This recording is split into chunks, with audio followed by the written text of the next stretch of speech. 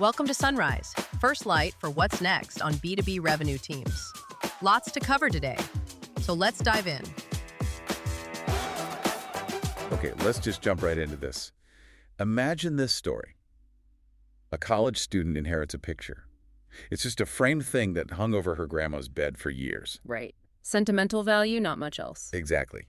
She gets it appraised twice, and both times they say, maybe $200, $250. So she almost doesn't even bother taking it to Antiques Roadshow. I mean, why would you? But she does. And the appraiser, a woman named Meredith Hilferty, takes one look and sees it's not a print, it's an actual painting. A Henry Francois Fernie from 1892. And the value isn't $200? No, it's $200,000 to $300,000. And here's the kicker.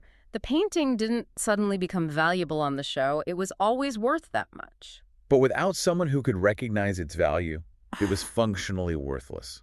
And that right there is the perfect parallel for so many B2B companies. It absolutely is. And that's what we're doing in this deep dive. We're looking at the data that shows why this exact recognition gap is costing you so much. Well, it all starts with what we could call the 90% reality.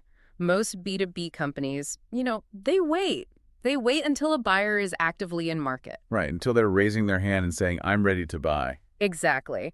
But the research is really clear here. About 90% of those buyers have already formed a short list of who the credible players are before your salesperson even gets a meeting. So if you're not on that list from the get-go, you've already lost. You're out of the game before it even starts. You're left fighting with everyone else over that tiny 10% of undecideds. So what's the fix? I know there's some solid data on this from Lespine and Peterfield. There is. They found that the optimal marketing split, the most effective one, is about 46% brand building and 54% activation. Whoa, wait, 46% on brand? That sounds terrifying for a CMO who has to hit quarterly lead numbers. How do you even justify that? You justify it by pointing to the outsized impact. And here's the thing that trips people up. B2B buyers are actually more emotional than B2C consumers. More. I would have thought it was all about logic and spreadsheets. No, because the stakes are so much higher. A bad choice doesn't just mean you bought the wrong cereal. It can damage your credibility, your reputation, your career. Ah, so it's that old saying, nobody ever got fired for buying IBM. Exactly. That's not a rational statement. That is 100% an emotional one. It's about feeling safe. And the data shows emotional brand campaigns have a 12 times higher impact on profit. 12 times. Okay. Yeah. So if it's about making the buyer feel safe and recognized, how do you do that? How do you become the safe choice? It comes down to distinctiveness. And this is where most B2B ads fail. Something like 75% of them are just ineffective because they're not distinctive. They all look and sound the same. They do.